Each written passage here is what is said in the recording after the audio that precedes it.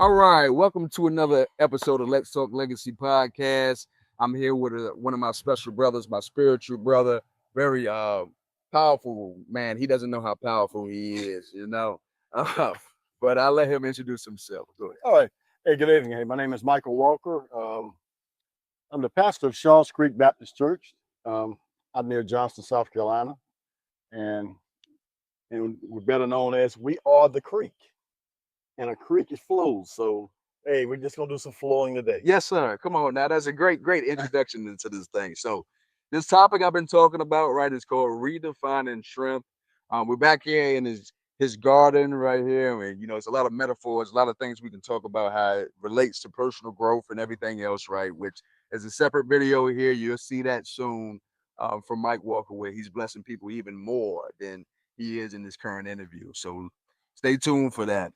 But growing up, strength wasn't really something that was handed to us, right? It was more of a demand. We learned from our environment, right? The influences around us, but nobody really sat us down and defined strength for us, right? So I'm curious, the cultural expectations that come from that, right? The unfortunate piece that we got to learn about strength on our own.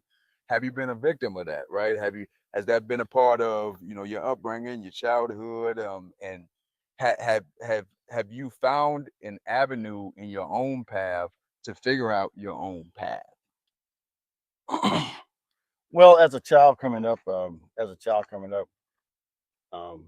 my grandmother, she instilled in us about gardening. And so we learned, I watched her as a single woman. Her husband died. So that made her a widow woman.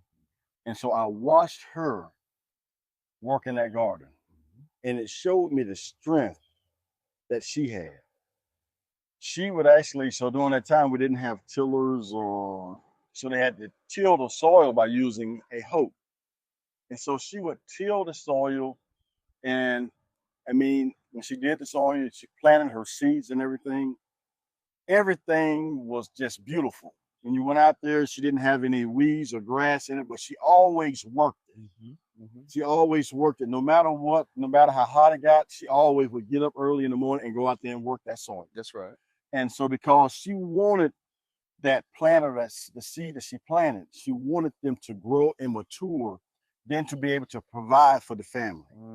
Because she came at a point of time that my mom worked, and me and my sisters were right there. So my grandma came to help mom out. Yeah. During that time there. So, and that was a big part of strength there, the family community helping one another. That was considered strength, because, hey, we needed that. Yes. As a part of growing up. Absolutely. You know what? That's a beautiful example, because I see so much in that, right? Mm-hmm. She showed strength, even though I'm sure the circumstances of her life, her upbringing probably required a different level of strength, right? Mm-hmm. But even in the whole, the fact that you are actually getting out there and getting dirty and actually sweating and actually putting forth the effort. The effort, yes. To make sure that seed you plant is the best version of itself. I can understand how that taught you strength. Mm-hmm. You know what? Grandma was somebody special. I didn't have to meet her. Man, grandma was special. You know what, my brother? I love that. The unfortunate piece about that is everyone doesn't always get exposed to grandma. You know what I mean, right? So they don't always get that opportunity for somebody to showcase what strength looks like, right? Yes. So it's great to hear that you actually had that person, right? And tell me how, I guess, she influenced you to have the strength you currently have, and how have you used it up to this point? Well, watching grandma and also watching my mother, they physically, you didn't look like, they made it not look strong. They were strong. Yep. But it was something inner. It's an inner strength. Yes. And see, that's what it came from, the inner strength. The strength, the perseverance, not giving up. Even though you have troubles, hardships, you go through certain things, but you still keep going. Yes, sir. Resilience. So that's the strength right there. Yep. So you learn, no matter the trials, the tribulations that you go through, no matter what you have, you still keep going. You still keep moving. Yes. And that's what they were showing me. It was just they were just being an example. Yeah. So you had no excuse yourself to give up. Then You know what? You know what?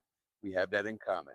You know what? I think about my mother, right, and how much she's been through, right, and I watched her go through.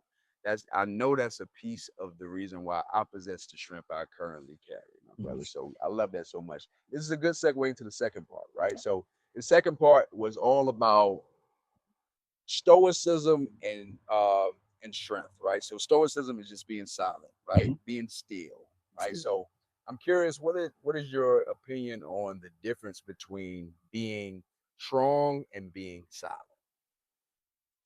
Being strong and being silent. If there is a difference. Yes, there's a difference.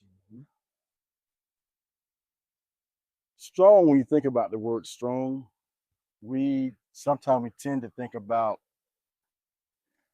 the strength that we have, muscle, build. We still think about the strength, that part there. But also I learned out being silent is also being strong. Yes, sir. Elaborate, my brother. Come on now. Being silent. Knowing when not to say something. You may not agree with something, but you have the strength just to remain quiet. You know what? That takes strength. And it takes strength. It does.